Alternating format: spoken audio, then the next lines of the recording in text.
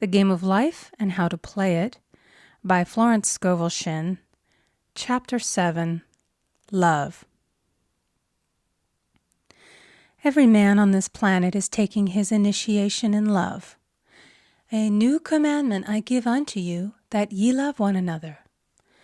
Ouspensky states in Tertium Organum that love is a cosmic phenomenon and opens to man the fourth dimensional world, the world of the wondrous. Real love is selfish and free from fear. It pours itself out upon the object of its affection without demanding any return. Its joy is in the joy of giving. Love is God in manifestation and the strongest magnetic force in the universe. Pure, unselfish love draws to itself its own. It does not need to seek or demand. Scarcely anyone has the faintest conception of real love. Man is selfish, tyrannical, or fearful in his affections, thereby losing the things he loves. Jealousy is the worst enemy of love, for the imagination runs riot, seeing the loved one attracted to another, and invariably these fears objectify if they are not neutralized. For example, a woman came to me in deep distress. The man she loved had left her for another woman and said he never intended to marry her. She was torn with jealousy and resentment and said she hoped he would suffer as he had made her suffer, and added, "How could he leave me when I loved him so much?" I replied, "You are not loving that man, you are hating him," and added, "You can never receive what you have never given. Give a perfect love, and you will receive a perfect love. Perfect yourself on this man. Give him a perfect, unselfish love, demanding nothing in return. Do not criticize or condemn, and bless him wherever he is." She replied, "No, I won't bless him unless I know where he is." "Well," I said, "that is not real love. When you send out real love will return to you, either from this man or his equivalent. For if this man is not the divine selection, you will not want him. As you are one with God, you are one with the love which belongs to you by divine right." Several months passed, and matters remained about the same, but she was working conscientiously within herself. I said, "When you are no longer disturbed by his cruelty, he will cease to be cruel, as you are attracting it through your own emotions." Then I told her of a brotherhood in India who never said good morning to each other. They used these words, "I salute the divinity in you." They saluted the divinity in every man and in the wild animals in the jungle, and they were never harmed, for they saw only God in every living thing. I said, "Salute the divinity in this man and say, 'I see your divine self only. I see you as God sees you, perfect, made in his image and likeness.'" She found she was becoming more poised and gradually losing her resentment. He was a captain, and she always called him the Cap.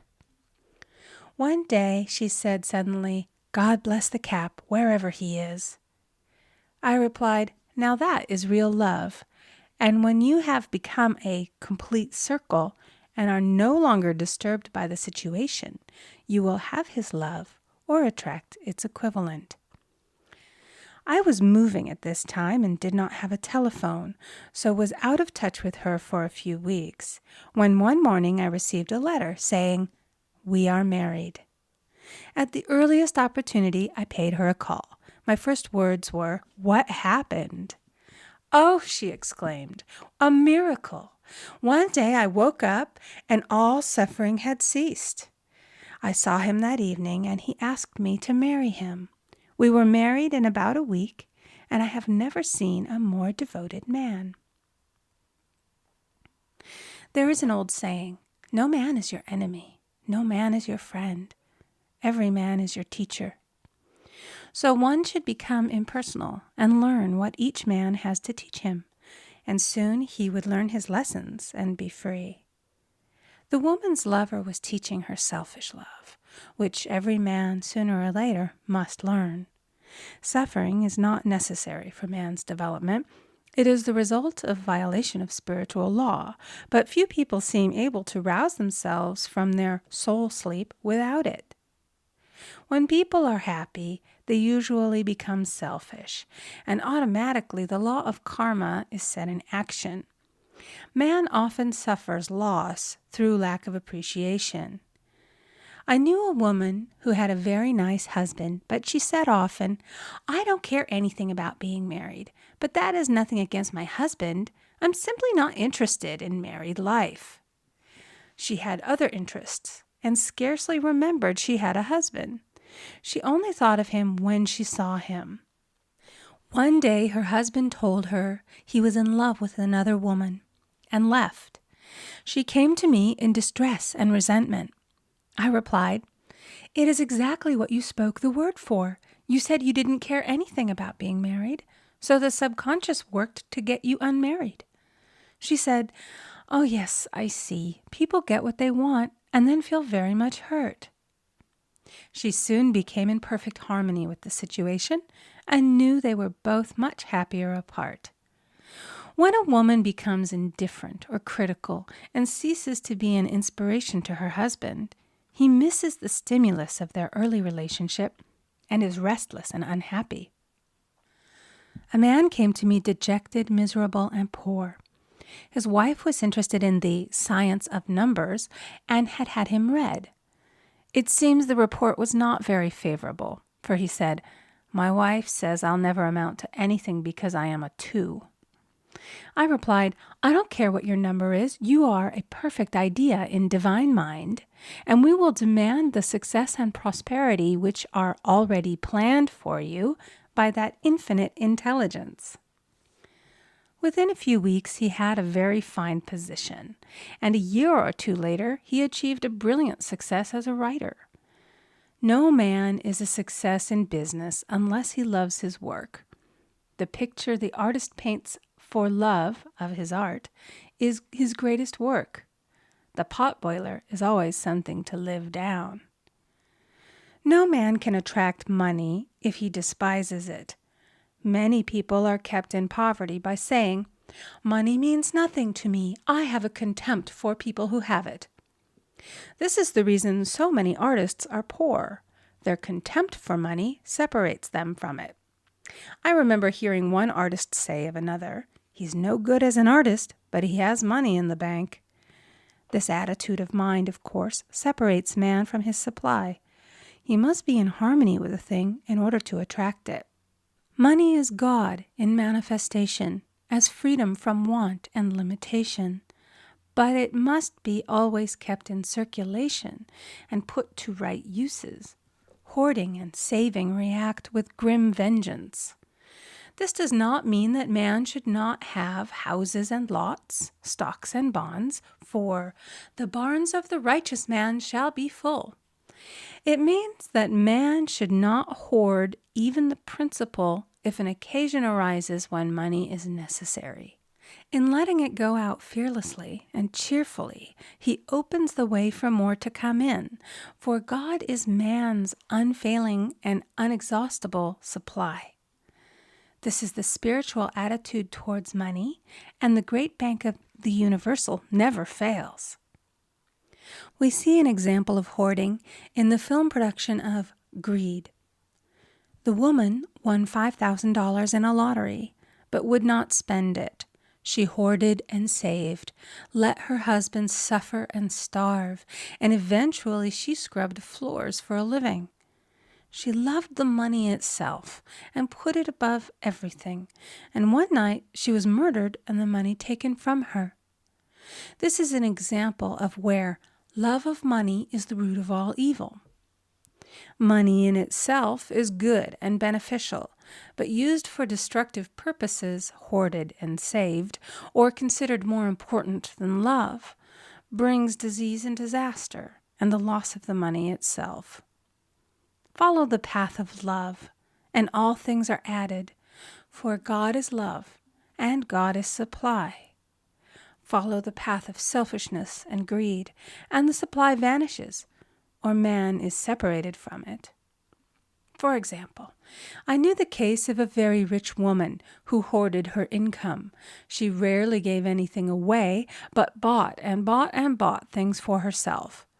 She was very fond of necklaces, and a friend once asked her how many she possessed. She replied, 67.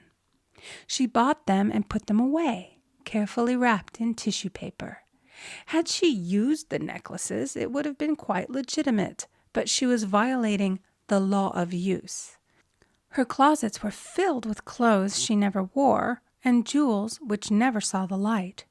The old woman's arms were gradually becoming paralyzed from holding on to things, and eventually she was considered incapable of looking after her affairs, and her wealth was handed over to others to manage. So man, in ignorance of the law, brings about his own destruction. All disease, all unhappiness come from the violation of the law of love. Man's boomerangs of hate, resentment, and criticism come back laden with sickness and sorrow. Love seems almost a lost art, but the man with the knowledge of spiritual law knows it must be regained, for without it he has become as sounding brass and tinkling cymbals. For example, I had a student who came to me month after month to clean her consciousness of resentment. After a while, she arrived at the point where she resented only one woman, but that one woman kept her busy. Little by little, she became poised and harmonious, and one day, all resentment was wiped out. She came in radiant and exclaimed, "You can't understand how I feel. The woman said something to me, and instead of being furious, I was loving and kind. And she apologized and was perfectly lovely to me. No one can understand the marvelous lightness I feel within." Love and goodwill are invaluable in business. For example, a woman came to me complaining of her employer. She said she was cold and critical, and she knew she did not want her in the position. "Well," I replied, "salute the divinity in the woman and send her love."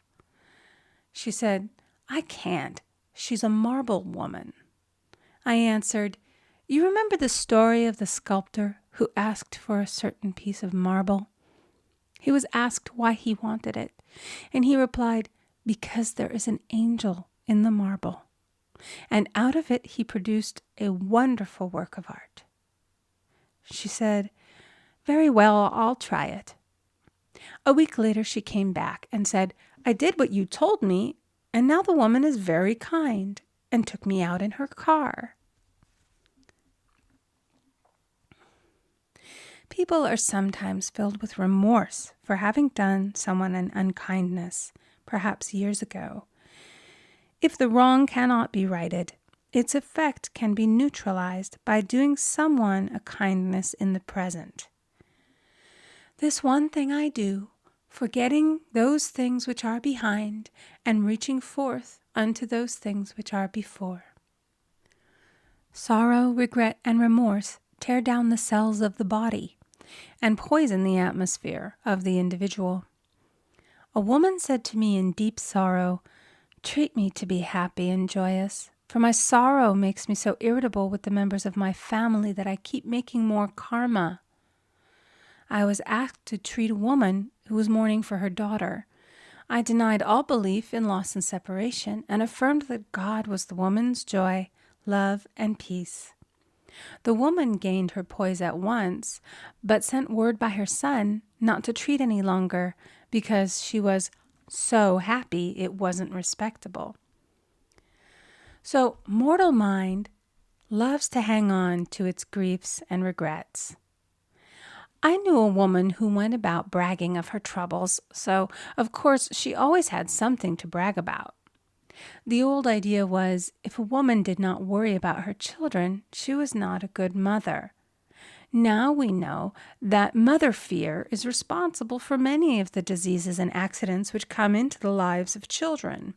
For fear pictures vividly the disease or situation feared, and these pictures objectify if not neutralized. Happy is the mother who can say sincerely that she puts her child in God's hands and therefore knows that he is divinely protected. For example, a woman awoke suddenly in the night, feeling her brother was in great danger. Instead of giving in to her fears, she commenced making statements of truth, saying, "Man is a perfect idea in divine mind and is always in his right place. Therefore, my brother is in his right place and is divinely protected."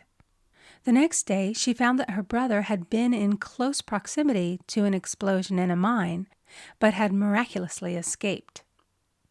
So man is his brother's keeper in thought, and every man should know that the thing he loves dwells in the secret place of the Most High and abides under the shadow of the Almighty. There shall no evil befall thee, neither shall any plague come nigh thy dwelling. Perfect love casteth out fear. He that feareth is not made perfect in love. And love is the fulfilling of the law. End of chapter 7. Recording by Amy Conger.